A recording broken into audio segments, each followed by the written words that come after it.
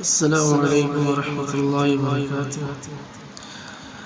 قرض کی ادائیگی کے لیے جن کے اوپر زیادہ قرض ہے وہ پریشان حال ہے، تو ان آیت مبارکہ کا کثرت سے ورد کریں، انشاءاللہ اللہ رب العزت ان کے قرض کی ادائیگی کے لیے کوئی راستہ ضرور نکالیں گا۔ یہ قرآن کی آیت ہے، سورہ آل عمران کی آیت نمبر 26، جس کو پڑھنے کے بارے میں کیا بتا رہے ہیں، چلیے شروع کرتے ہیں۔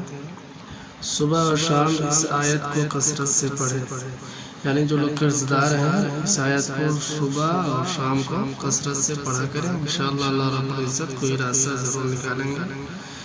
اعوذ باللہ من الشیطان الرجیم، بسم اللہ الرحمن الرحیم۔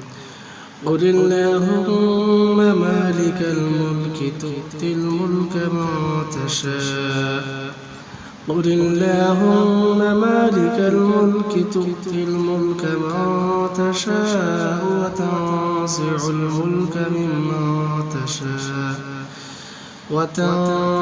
الملک ممن تشاء وتعز من تشاء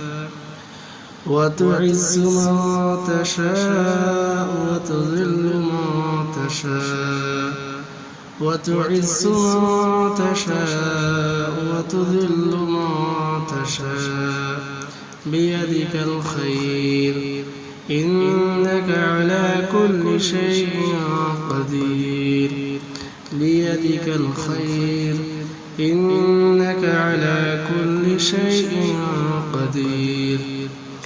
ترجمہ، اور کہیے کہ اے خدا، اے بادشاہی کے مالک، تو جس کو چاہے بادشاہی بخش دے اور جس سے چاہے بادشاہی چھین لے، اور جس کو چاہے عزت دے اور جسے چاہے ذلیل کرے۔ ہر طرح کی بھلائی تیرے ہی ہاتھ ہے، اور بے شک تو ہر چیز پر قادر ہے۔ سورہ آل عمران کی 26 نمبر آیت، یہ تیسرے پارے میں ہے۔ السلام علیکم ورحمۃ اللہ وبرکاتہ۔